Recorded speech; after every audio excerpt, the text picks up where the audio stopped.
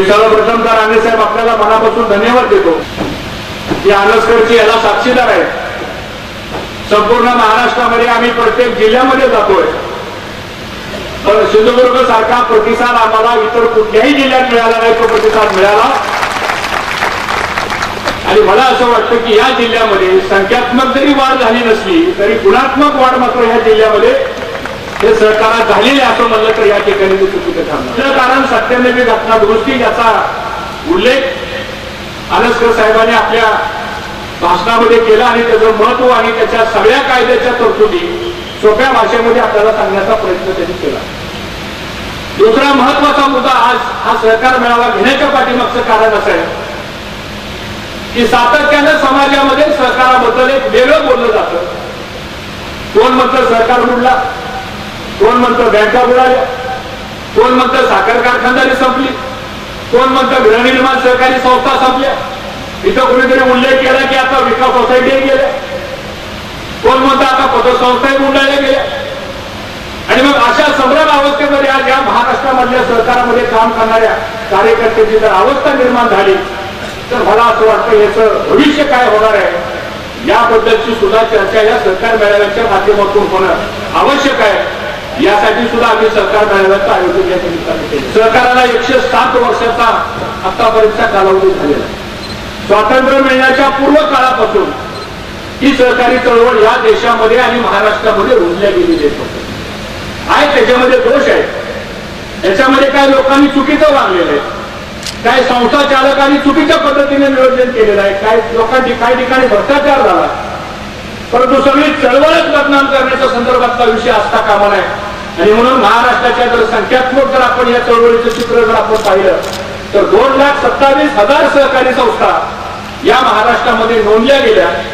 4 लाख कोटी रुपयाच्या ठेवी या सहकारामध्ये महाराष्ट्रामध्ये आपण निर्माण करू शकलो. आणि गेल्या वर्षी राणेसाहेब या सहकारी संस्थेचा टर्नओव्हर 6 लाख कोटीचा या महाराष्ट्रामध्ये आपण निर्माण करू शकलो. आणि 5,55,00,000 सभासद हे सहकाराचे सभासद आहेत. तुम्ही कल्पना करा, जर सहकार जर ह्या सगळ्यामधून जर आपण वजा केला तर या राज्याच्या सगळ्या या प्रगतीच्या आलेखमध्ये काय शिल्लक राहणार आहे हा सुद्धा विषय मला असं वाटतं आपण सर्वांनी थोडंसं बारकाव्यानं या संदर्भामध्ये सुद्धा आपण विचार करण्याची आवश्यकता आहे. आणि म्हणून आता हा सगळा बदल करत असताना मला असं वाटतं की आता धोरण आपल्याला बदलण्याची आवश्यकता आहे. दर दशकामध्ये सहकाराचा काही ना काहीतरी बदल होत गेलेला आहे. येणाऱ्या उद्याच्या 25 वर्षामध्ये, येणाऱ्या उद्याच्या 50 वर्षामध्ये या राज्याची ही सहकारी चळवळ ही आपल्याला कोणत्या दिशेने न्यायची आपल्याला याची दृष्टी मला असं वाटतं राज्यकर्ते म्हणून आम्हाला सर्वांची जबाबदारी आहे. आणि मला मनापासूनचा आनंद आहे की राणेसाहेब नेहमी या सगळ्या अशा बदलत्या धोरणाच्या संदर्भामध्ये ते पाठीमागे राहतात आणि खंबीरपणाने साथ देतात. ज्या ज्या वेळेस मंत्रिमंडळामध्ये असे काही विषय आम्ही आणण्याचा प्रयत्न करतो तर सर्वात जास्त पहिल्यांदा समर्थन करण्याचं काम जर कोण करत असेल तर सन्माननीय राणेसाहेब करताना मला या ठिकाणी आवर्जून उल्लेख केला पाहिजे. कारण त्यांना ती दृष्टी आहे. या 2 जिल्ह्यामध्ये मायग्रेशनचं प्रमाण हे वाढायला लागलं.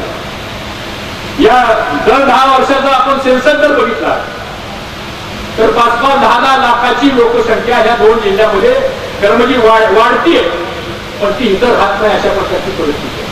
म्हणजे स्थलांतर का होतंय याची पण काही कारणं थोडंसं आपल्याला स्वीकारण्याची आवश्यकता आहे.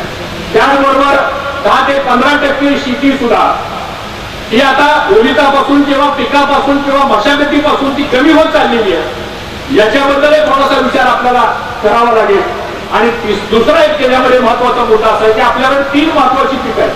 एक भाताचं पीक आहे जे आपण खरीप मध्ये घेतो, दुसरं आपण हॉर्टिकल्चर मधला आंबा आपण घेतो, आणि तिसरा काजू एक महत्वाचं पीक या भागामध्ये शेतकरी करतात. आणि म्हणून त्याचा जर स्केल ऑफ फायनान्स आपण बघितला तर भाताला आम्ही 30,000 रुपये हेक्टरी देतो. आणि म्हणून आमचे जॉईंट रजिस्ट्रार मोरे, तुम्ही जिल्हाधिकारी आहेत मला वाटतं, त्या सगळ्यांना माझी सूचना आहे की हा स्केल ऑफ फायनान्स आपल्याला वाढवा लागणार आहे. 30 आणि 35,000 रुपयांनी आमच्या भाताच्या शेतकऱ्याला ते पिक्चर जर कमी पडतंय, मला असं वाटतं ऍग्रिकल्चर डिपार्टमेंटची यशस्वी असते तिथं आपण ही डिस्ट्रिक्ट लेवलची जी कमिटी आहे त्या कमिटीनं हा एक शिफारस आमच्याकडे करावी. मी आज आपल्याला ग्वाही देतो की ह्या 3ही पिकांच्या संदर्भामध्ये तुम्ही या स्केल ऑफ फायनान्स जो आहे हा वाढवून द्यायला सहकार विभाग या ठिकाणी मान्यता देईल ते मला आपल्या सर्वांना या ठिकाणी सांगायचंय. कारण ही गरज आहे. तर राज्यमंत्री म्हणून त्यांच्या मंत्रिमंडळामध्ये काम केलेलं ते होते. शिवसेनेमध्ये मी होतो अपक्ष, माझं पूर्ण मी इकडे आलो शकतो. पण दिलेला शब्द पाळणारा आणि कोणतंही काम करताना त्याला एक वचन म्हणतो आपण म्हणतो. एकदा सांगितलं अधिकाऱ्याला की तो दुसऱ्यांदा सांगण्याची आवश्यकता नाही. ते झालंच पाहिजे म्हणजे ते होणारच काम करतो. अशा पद्धतीनं राणे साहेबांनी संपूर्ण महाराष्ट्रामध्ये काम केलं. दुग्धविकास खातं चांगलं सांभाळलं, मुख्यमंत्री म्हणून चांगलं काम केलं. आता उद्योग मंत्री म्हणून आज कुणी जरी म्हणत असते की गुजरातमध्ये आम्ही पुढे आहोत, तर मी आपल्याला जबाबदारीने सांगतो वर्ल्ड बँकेचा सर्वे आलेला आहे. या देशामध्ये औद्योगिकरणामध्ये नंबर 1 राज्य जर कोणतं असेल तर राणे साहेबांनी प्रयत्न केलेल्या महाराष्ट्र राज्याचा पहिला क्रमांक आहे. याचा उल्लेख सुद्धा बरेच वेळा आपल्याला माहित नसतो. कोकणात नारायण नाग अशी परिस्थिती असतो.